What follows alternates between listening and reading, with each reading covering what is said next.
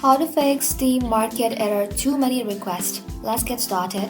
So for that, first of all, you need to go ahead and simply tap on the search bar and then search for CMD. Once you search for it, you need to go ahead and simply tap on Run as Administrator. And once the CMD opens up, you want to go ahead and simply type in some few commands. These commands are safe and help refresh your network. So first of all, you have to simply type in ipconfig space flush DNS. After that, simply type in ipconfig space / release. After that, you need to go ahead and simply type in ipconfig space / renew. And lastly, you need to go ahead and simply type in netsh winsock reset. After running these commands, restart your computer to complete the reset process. Once your computer restarts, you can open Steam again and check if the too many request error is fixed or not. If the problem still persists, you can try accessing Steam Market from your web browser instead of a Steam app. That's it.